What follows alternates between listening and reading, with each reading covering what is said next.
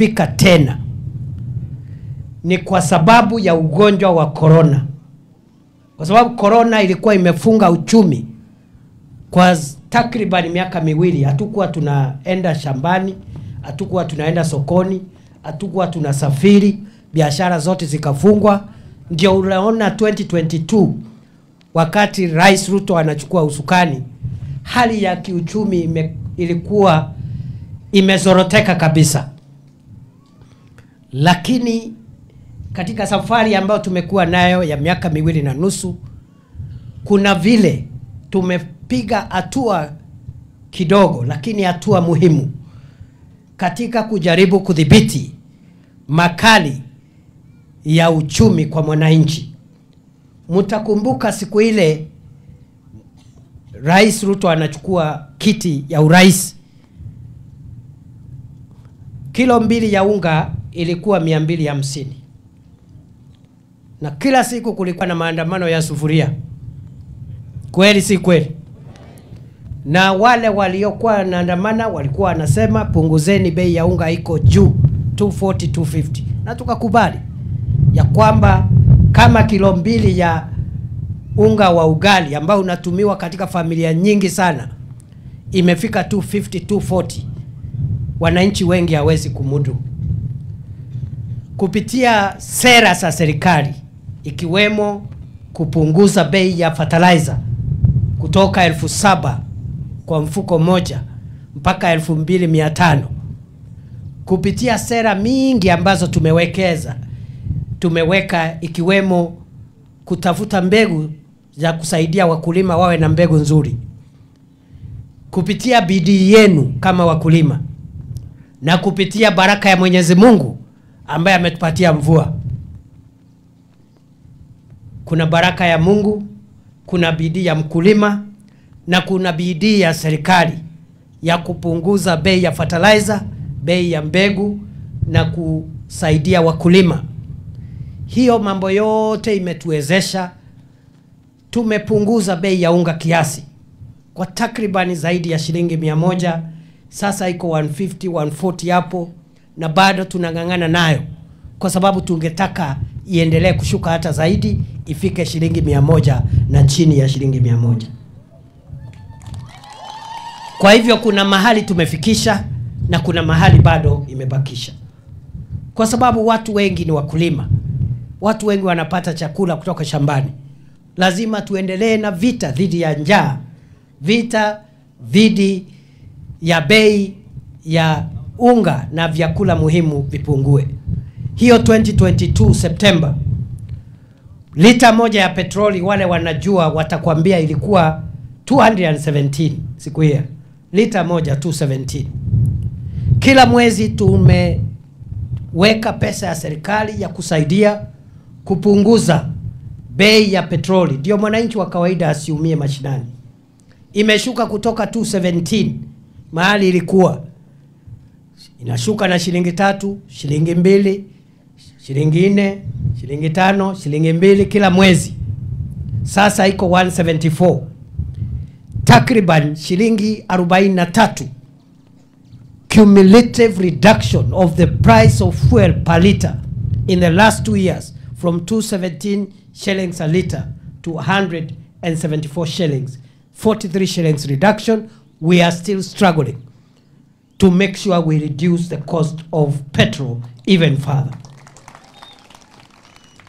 Vile vile mnajua ya kwamba kuna ile mambo tumefanya ya kuboresha bei ya maziwa, kwa sababu wakulima wengi ni wakulima wa maziwa. Maziwa lita moja ilikuwa shilingi 34 2022, sasa imefika shilingi 50, na bado tunaendelea kuboresha hiyo bei, ndio mkulima mahali hako katika Kenya apate mapato ambayo yatamwekea pesa mfukoni zaidi ya ile ambayo amekuwa akipata. Kwa hivyo tunashughulikia kujaribu kupunguza makali ya uchumi kwa mwananchi, kujaribu kupunguza bei ya vyakula muhimu, ndio mwananchi asiumie zaidi. And that is a journey. We will continue with it. We have made some progress. We will make further progress in the remaining 2.5 years. Hiyo ndio inaitwa report card. Tuko half term, kuna mahali tumefikisha, tuko na time ingine kama ambayo tumekuwa nayo ya kuimarisha mambo hayo hata zaidi. Vile vile mnajua ya kwamba dunia hii yetu sehemu nyingi hazina stima. Na kwa hivyo tuko na program ya kuhakikisha kwamba mahali uliko kama mwananchi umefikiwa na stima kwako nyumbani. Haijalishi nyumba yako ni aina gani. Stima ni haki ya kila mwananchi. Stima sio starehe ya matajiri peke yao. Kwa sababu sisi ni watu tunaamini uchumi unakuwa ukitoka chini ukienda juu, bottom up. Kwa hivyo hapa Kitui County kwa jumla tuko na program kubwa ya kuongeza stima.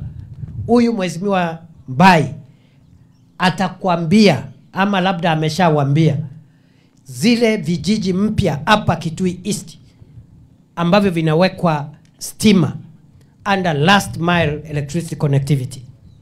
Kitui County kwa jumla, program ambayo tuko nayo sasa hivi inaendelea ni ya shilingi bilioni 2 ambayo itatusaidia kuongeza nyumba 18,000 mpya ziwekwe stima hapa Kitui County. Current ongoing programs under REREC, under Kenya Power, we want to connect an additional 18,000 households in Kitui County at a cost of 2 billion Kenya shillings. Those projects are ongoing as we speak. Vile vile, in that program ya Kitui County, Kitui East hapa, kati ya hiyo pesa nimesema 2 billion, hapa Kitui muko na 250 million shillings ya kuongeza stima ambayo itasaidia kuweka nyumba zaidi ya 1,500 ambazo hazikuwa na stima hapa Kitui East. Mungetaka tuendelee na hiyo kazi ya kuweka stima kwa manyumba yetu, ya kupunguza bei ya unga, ya kuzalisha chakula ya kutosha, tuachane na molio? Tuendelee na hiyo kazi? Tuendelee tusiendelee jameni? Wacha nione wale wanasema tuendelee. Tuendelee na hiyo plan. That is the plan. Vile vile tukasema hivi, wakulima wengi ama wananchi wengi ambao sio wakulima ama wafugaji pia ni wanabiashara wadogo wadogo. Wako na duka kidogo pale, wanauza vitu vidogo vidogo pale. Wengine ni mama mboga, anauza pale sokoni. Ndio unaona tuko na program ya kujenga masoko. Kenya nzima tunajenga masoko 400. Kati ya hao 400, masoko 200 tayari ujenzi umeanza. Hapa Kitui tuko na masoko 4. And I want to appeal to the leaders of Kitui. Identify more sites for fresh produce market because there is a lot of potential. The 4 markets are a bit small. Kwa sababu kuna counties zingine ziko na 20 markets, 15 markets, 17 markets. Work with us. Let us get more places to build fresh produce markets hapa in Kitui. Ndio tuinue wanabiashara wadogo wadogo, akina mama mboga, watu ya hawkers, wale wachuuzi. Tuache kungojea siku ya uchaguzi, ati siku ya campaign ndio tunakumbuka mama mboga, tunakuja kumdanganya hapa na apron ya shilingi 100 ndio atupigie kura. Lazima tusimame nao saa hii wakati hakuna kura inapigwa. Lewe Mbaito? Si tuendelee na hiyo line? Wakati wa kukumbuka akina mama ni saa hii. Wakati wa kukumbuka watu ya bodaboda ni saa hii. Sio siku ya campaign. Ati saa hiyo ndio unakumbuka kuna bodaboda unawanunulia reflector ya shilingi 50 kuwadanganya. Na ndio umeona tumekuja hapa, sisi tumekuja hapa leo ambao tumekuja kwa mwaliko ya mbunge wetu Nimrod. Amesema sasa ndio wakati wa kusimama na nyinyi. Sio kesho, ni sasa hivi. Na sio kusimama na nyinyi kwa mdomo tu, ni kwa matendo. Biashara zenu tuwasaidie zipanuke, ziinuke. Saa hii hakuna campaign. ndio siku ile tutakuja siku ya kampeni, kwa sababu itafika tuwe na kitu ya kusema ile tulifanyia wananchi wakati hakukuwa na kampeni. Kweli si kweli? Na wale wengine wote tunawaomba pia wafanye bidii, ndio tukutane hapo tushindane siku ya kampeni ni nani amefanya zaidi ya wale wengine. Kwa sababu wale watu wanazunguka hii Kenya yote, hakuna mmoja hajakuwa kuwa kiongozi, wote wamekuwa viongozi wa ngazi mbalimbali. Kwa hivyo kila mtu atakuja na taarifa yake mwenyewe ile kazi alifanya siku ile alikuwa na nafasi ya uongozi. Rais Ruto ataulizwa yake. Mimi nikiwa deputy president taulizwa, wewe na rais ulimsaidia rais kuleta nini hapa Zombe na hapa Kitui na Kitui siku ile ulikuwa deputy president. Si namna hiyo? Si lazima nikazane? Basi niseme ya kwamba pia barabara zetu zilikuwa zimekwama kwa sababu uchumi haukuwa mzuri. Hatukuwa na pesa ya barabara, ndio uliona barabara zingine zilikuwa zimekwama. Lakini Mungu ametujalia, bila uchumi umeanza kuonyesha dalili ya kudhibitika kidogo.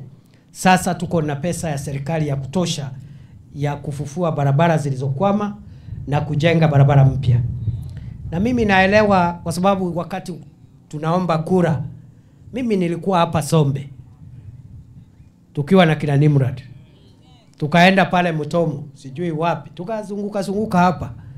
Alafu kuna barabara moja ambayo mmelilia sana, inaitwa Sombe Chuluni. Nememize. Wangapi wanajua hiyo barabara ya Sombe Chuluni? Habari njema ni kwamba tarehe 27 mwezi wa 5 barabara ya Sombe Chuluni imetangazwa. Tunangojea sasa kuipatia kandarasi. Mimi mwenyewe ndiye nitaleta mkandarasi hapa. Na tutakuja na huyu Nimrod na viongozi wa Kitui County. Tulete contractor. Sio itakuwa barabara muhimu sana kwetu. So I want to announce to you that the advertisement for Sombe Chuluni Road imefanywa. Tuko na pesa ya kuianzisha, tutaijenga. Na wale walikuwa wanatungojea huko mbele ati kwa sababu ya hiyo barabara watafute kitu kingine, kwa sababu hiyo tutatimiza. Tuendelee na hiyo kazi jameni. Tuendelee tusiendelee. Tunajua hapa Kitui kuna barabara zingine na leo sitazizungumzia, nitazizungumzia wakati nitaenda kwa hizo constituencies. Lakini mnajua ya kwamba kuna ile barabara ambayo imejengwa kwa muda sasa ya kutoka Kibwezi kupitia Mutomo mpaka Kitui, ambaye tumekuta iko karibu kukamilika. Lakini kumekuwa na shida ya compensation. National Land Commission ilikuwa bado haijacompensate wale ambao ni watu wetu hapa ambao shamba zao zilishongezwa kidogo kwa sababu ya hiyo barabara. Pia nataka niseme kwa niaba ya serikali tumetoa milioni 800 ya kumalizia compensation ya wale ambao walihusika, mashamba yao yaliguswa na hiyo mradi ambao ni barabara ya Kibwezi Mutomo Kitui. Barabara imejengwa na serikali ya Kenya kwa takriban shilingi bilioni 8.9, 8.9 billion. Vile vile kuna barabara ingine inasonga huko upande ya Mwingi ikienda upande ya Tharaka huko. Ilikuwa imekwama ile pale Kamuongo ikienda Kanduiwa, kuna section hapo ilikuwa imekwama 13 kilometers. Pia hiyo imetangazwa 27th of May. Pia tutarekebisha hiyo section ili tuhakikishe there is connectivity. Huko Mwingi Central kuna ile daraja ambayo imechukua maisha ya watu wetu wengi, Enziu. Nemomize Enziu Bridge. Serikali imetoa 150 million ya kujenga na kukamilisha hiyo daraja ili watu wetu wawache kupoteza maisha kwa sababu ya hiyo bridge. Kuna siku hapo tumepoteza watu wengi zaidi ya 30. So we are hoping in the next few months tutakuwa tumekamilisha hiyo daraja. Vile vile hii barabara nimesema ya Kibwezi Mutomo Kitui, kuna section ya kwa siku Migwani.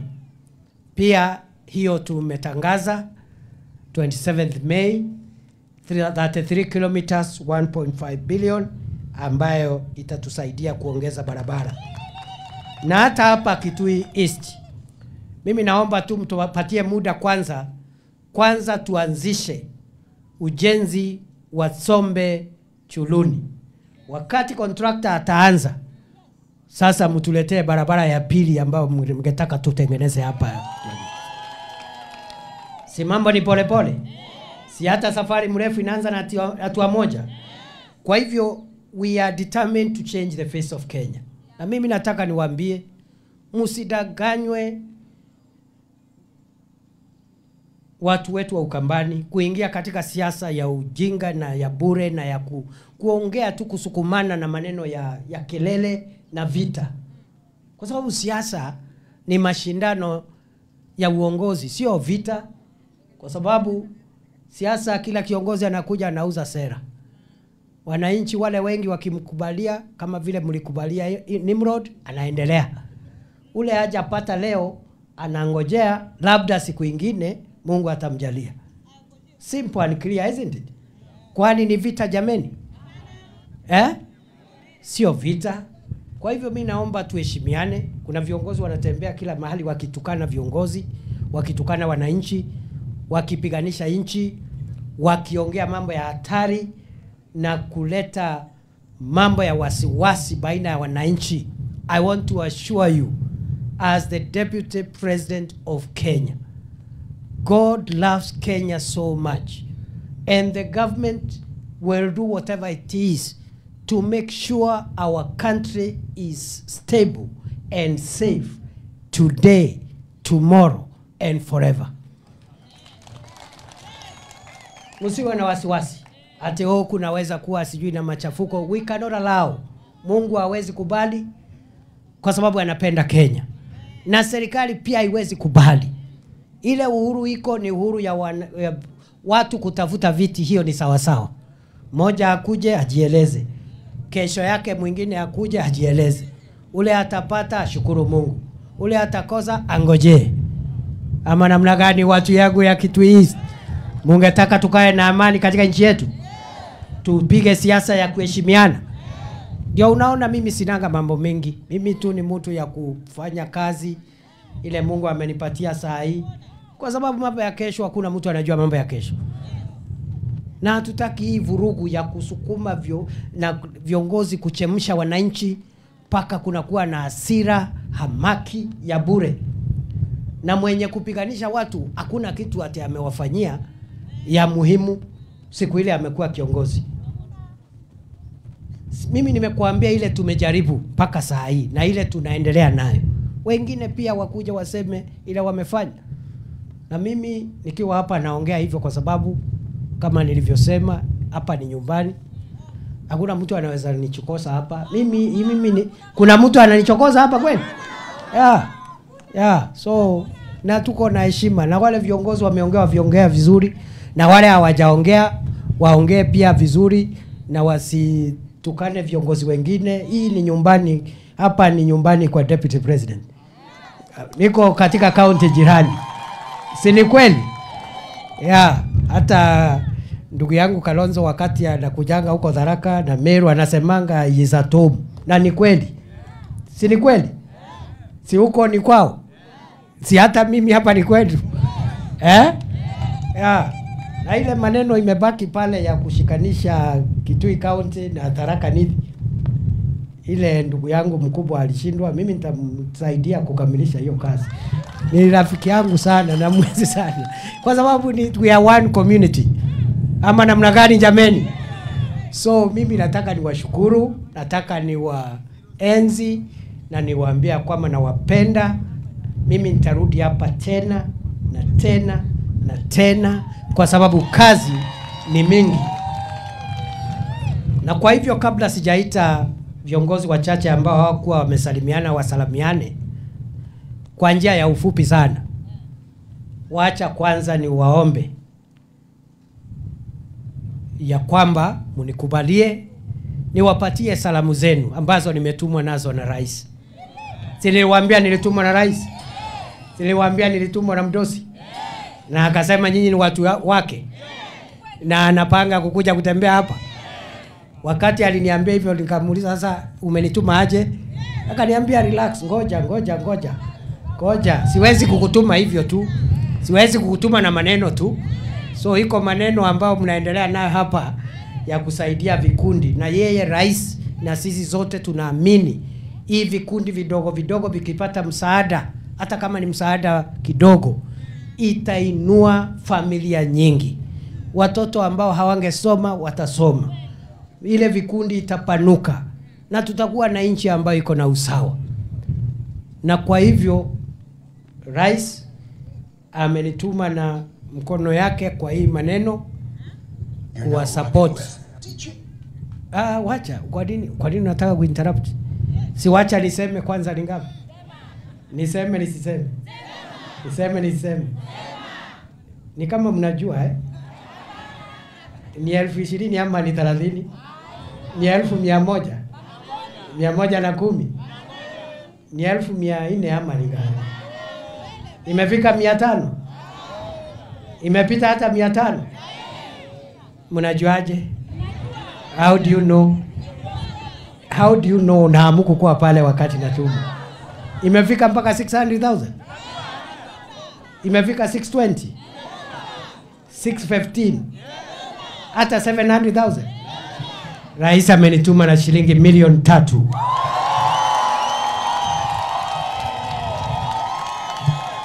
So ipelekwe hapo kwa kikapu. Peleka hapo kwa kikapu. 3 million. Mumefurahia msaada wa rais? Ya ukweli mmefurahi? Hebu nione wale wamefurahi kwa sababu ya msaada ya rais. Na mimi ndiye nilikuwa nimetumwa. Kuna maana mimi nitoe pesa? Kwa nini? Si mimi nimeleta message ya mkubwa. Hata mimi nitoe? Kwa nini? Kwa sababu niko nyumbani. So sina bahati. Nemusie. So mimi siwezi epuka. Na vile nimeongea vizuri. Hata nikiongea vizuri lazima nichange kwa sababu niko nyumbani. Lakini kwa sababu rais ametoa ile mingi, yangu ni kidogo. Ni 20,000 ama ni ngapi? 1,100? Wacha nifikishe 150 hapo ndio mniruhusu. Mmekataa? Niongeze kabisa ifike 160 ama 170? Mimi nitasidikisha rais na shilingi 2,000,000.